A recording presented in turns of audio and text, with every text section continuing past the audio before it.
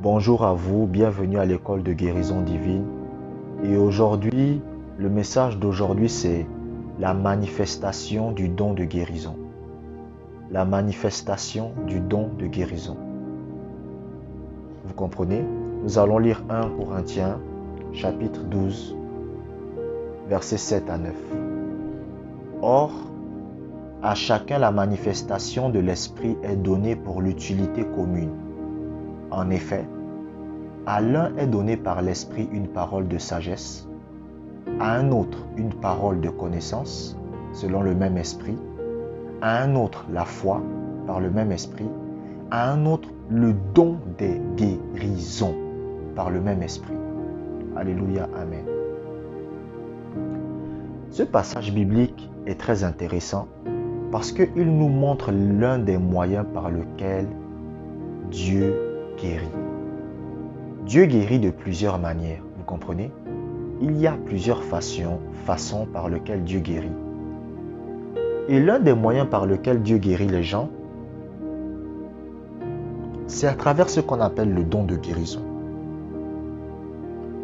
Le don de guérison, c'est la capacité que Dieu donne à quelqu'un pour guérir quelqu'un qui n'a pas la foi. Vous comprenez? Le don de guérison, c'est pour les gens qui n'ont pas la foi. Est-ce que vous comprenez? Le don de guérison, c'est pour les gens qui n'ont pas, en fait, qui sont incrédules. Vous comprenez? C'est à cela que sert le don de guérison. Le don de guérison, c'est une manifestation de l'Esprit que Dieu vous donne qui vous permet de guérir des personnes qui ne croient pas en la guérison divine, même des personnes qui ne croient pas en Jésus. Vous pouvez aller dans un endroit, les gens ne croient pas en Jésus, vous prêchez Jésus, ensuite vous priez pour eux et ils sont guéris. Vous comprenez? Mais pourtant vous remarquez que ces gens-là n'avaient pas la foi. Vous dites non mais ces gens-là n'avaient aucune foi. Mais comment ça se fait qu'ils ont été guéris? C'est ce qu'on appelle le don de guérison. Vous comprenez? Un jour, il y avait un homme de Dieu qui voulait prier, qui devait aller prier pour un homme d'affaires, vous comprenez? Et cet homme d'affaires était quelqu'un de méchant, vous comprenez? Il n'aidait personne, il était méchant avec les gens. Et cet homme d'affaires l'a appelé pour la prière.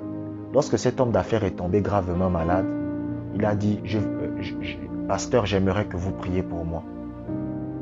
Le pasteur ne voulait pas prier pour lui, vous comprenez? Mais bon, comme la Bible demande de prier pour les malades, le pasteur est quand même allé.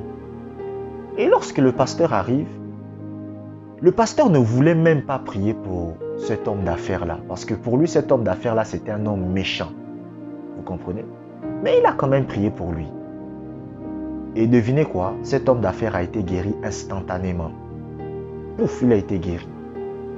Et lorsque cet homme d'affaires a été guéri, il a commencé à louer Dieu et à remercier Dieu. Vous comprenez? Et le pasteur était étonné. Il s'est dit, mais comment ça se fait que même moi, j'avais pas envie de prier pour lui, mais pourtant il est guéri?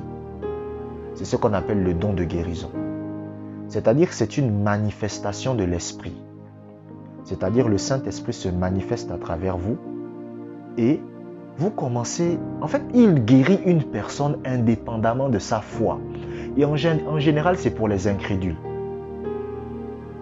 C'est-à-dire les gens qui sont des incrédules, c'est là que le don de guérison entre en manifestation. Les gens qui ne connaissent pas Jésus, les gens qui ne croient pas en Jésus, les gens qui s'en foutent de Jésus. En général, ce don se manifeste pour ce genre de personnes-là. Vous comprenez? Le don de guérison se manifeste pour les gens qui n'ont pas la foi. Si vous dites que vous avez la foi, normalement, vous ne devriez pas vous attendre à avoir le don de guérison. Le don de guérison, c'est pour les gens qui n'ont pas la foi. Un jour, Kenneth Hagin, c'est un homme de Dieu que j'admire énormément, priait pour sa sœur. Vous comprenez? Et sa sœur souffrait de ce qu'on appelle un cancer. Et il a prié pour sa sœur. Et sa sœur a été guérie, vous comprenez. Mais pourtant, sa sœur ne croyait pas en la guérison. mais sa sœur a été guérie. Sa sœur n'avait pas la foi, mais sa sœur a été guérie. Vous comprenez? C'est ça qu'on appelle le don de guérison. Dieu vous donne la capacité de prier pour quelqu'un qui est malade et Dieu le guérit indépendamment de la foi qu'il a. C'est-à-dire que c'est quelqu'un qui n'a pas la foi, c'est un incrédule, il ne croit pas en Jésus, il ne croit pas en la guérison divine. Mais il est tout de même guéri. C'est ce qu'on appelle le don de guérison. Maintenant, il y a d'autres dons dans la Bible. Par exemple, il y a le don des miracles, il y a le don de parole de connaissance, il y a le don de parole de sagesse. Vous comprenez? Il y a le don de discernement des esprits. Je n'ai pas le temps de parler de toutes ces choses. Est-ce que vous comprenez? Je n'ai pas le temps de parler de tout ça, mais aujourd'hui on traite du don de guérison parce que c'est l'école de guérison divine. Et l'école de guérison, c'est une manifestation de l'esprit qui s'opère indépendamment de la foi de la personne. Quelqu'un peut venir devant moi, il a un cancer, je prie pour lui, il est guéri. Vous comprenez? Mais même s'il n'a pas la foi, il est guéri. Et j'ai prié pour une dame comme ça il y a de cela quelque temps déjà. Elle était gravement malade. J'ai prié pour elle. Elle a été guérie. Mais ensuite, elle est retombée malade et son état s'est empiré. Vous savez pourquoi? Parce que elle ne connaissait pas c'était quoi la foi. Elle a été guérie à travers le don de guérison. C'est cela que vous devez comprendre. Voici le revers de la médaille. Le problème du don de guérison, c'est que 80% des personnes qui sont guéries à travers le don de guérison retombent malades. La dernière fois, j'ai discuté avec une sœur chrétienne. Elle me dit qu'elle a une amie à elle qui a été guérie d'une maladie. Elle est partie chez un homme de Dieu. L'homme de Dieu a prié et elle a été guérie. J'ai dit très bien. Est-ce que cette dame est toujours en bonne santé? Et elle m'a répondu non. Son état s'est empiré. Vous comprenez? Pourquoi? Parce qu'elle a été guérie à travers le don de guérison et non à travers sa foi. Parce que vous devez savoir que lorsque vous obtenez votre guérison, Satan va vous attaquer à nouveau. Satan va vous attaquer à nouveau, que vous le vouliez ou pas. Moi, quand j'ai été guéri de constipation chronique, Satan est revenu pour m'attaquer. Vous comprenez? Il va chercher à remettre la maladie sur vous. Et si vous ne savez pas utiliser votre propre foi, vous allez perdre votre guérison pour de bon. Vous comprenez? Et les gens qui sont guéris à travers le don de guérison, c'est des gens qui ne savent pas utiliser leur foi. Et comme ils ne savent pas utiliser leur foi, lorsque la maladie revient, ils sombrent. Je vous ai raconté l'histoire de la sœur de Kenneth Hagin qui souffrait d'un cancer au début de cet audio. Et lorsque Kenneth Hagin a prié pour sa sœur, le don de guérison s'est manifesté et sa sœur a été délivrée de sa maladie. Est-ce que vous comprenez? De son cancer. Mais devinez quoi? 2 ans plus tard, le cancer que sa sœur avait est revenu. Mais sauf que c'est revenu à un autre endroit. Je vous ai dit ça que lorsque vous obtenez votre guérison, Satan va revenir pour vous attaquer. Donc, le cancer que sa sœur avait est venu dans un autre endroit. Vous comprenez? Donc, elle a eu le cancer dans un autre endroit. Et qu'est-ce qui s'est passé? Kenneth Hagin a encore prié pour elle. Rien ne se passe. Kenneth Hagin prie, rien ne se passe. Vous comprenez? Et Kenneth Hagin pose la question à Dieu. Il dit à Dieu, Seigneur, je ne comprends pas. Pourquoi je prie pour ma sœur et rien ne se passe? Et Dieu va répondre à Kenneth Hagin et il va dire à Kenneth Hagin, il est temps que ta sœur utilise sa propre foi pour se guérir. Je répète, Dieu va dire à Kenneth Hagin, il est temps que ta sœur utilise sa propre foi pour se guérir. Mais malheureusement, sa sœur ne savait pas comment utiliser la foi et elle est décédée. Vous comprenez? Donc Kenneth Hagin a perdu sa sœur. Et c'est le problème de beaucoup de chrétiens aujourd'hui.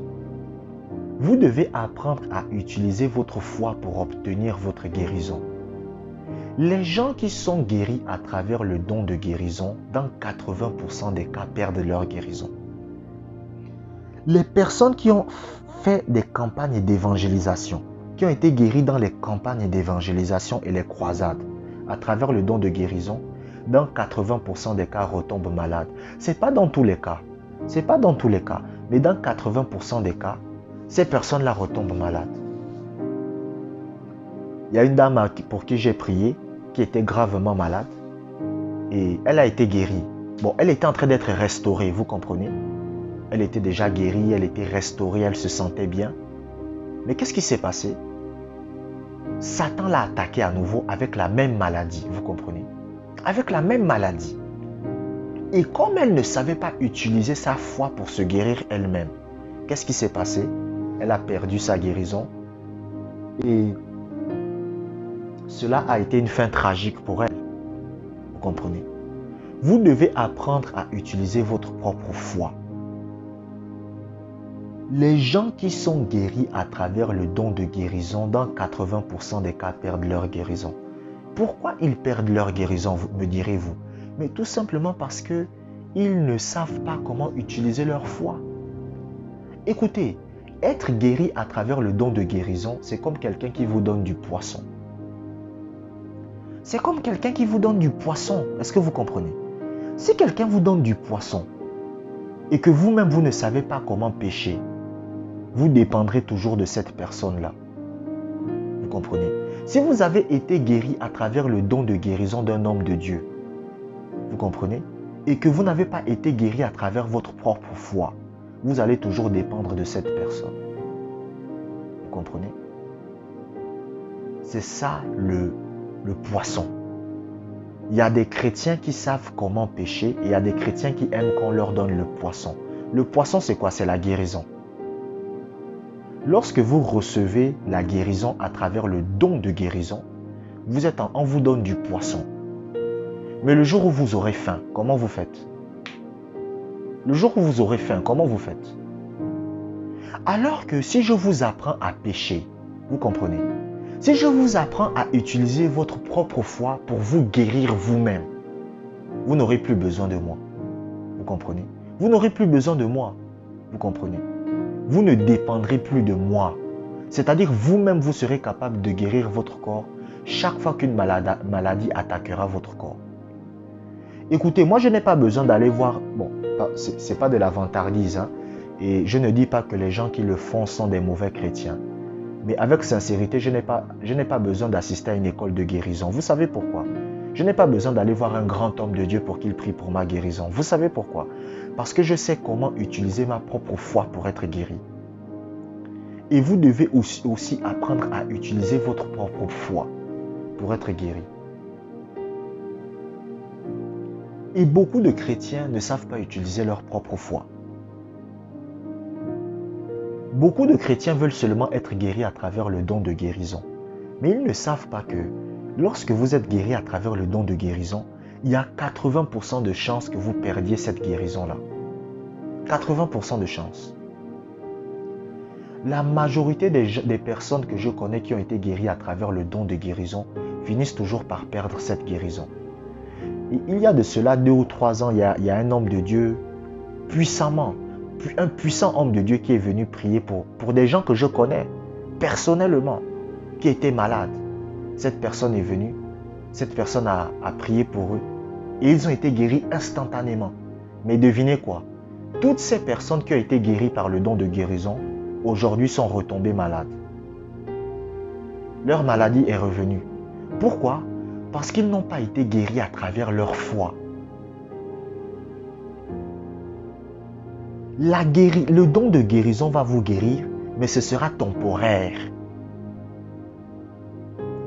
Oh Seigneur, je ne sais pas si vous réussissez à comprendre tout ce que je suis en train de dire. Je ne sais pas si vous êtes en train de comprendre ce que je suis en train de dire. 80% des personnes qui sont guéries à travers le don de guérison perdent leur guérison. Mais 100% des personnes qui sont guéries à travers leur foi ne perdent jamais leur guérison. Ils ne la perdent pas. Moi, j'ai été guéri par ma propre foi. Et je n'ai jamais perdu ma guérison. Et chaque fois que que je suis attaqué, je ne dirais pas que je tombe malade, mais que je suis attaqué par Satan, je réussis à me libérer de cette maladie. Pourquoi? Parce que je sais comment utiliser ma foi pour guérir mon corps. Alléluia. Alléluia. Je vous remercie d'avoir écouté cet audio jusqu'à la fin. Que la grâce de Dieu soit avec vous.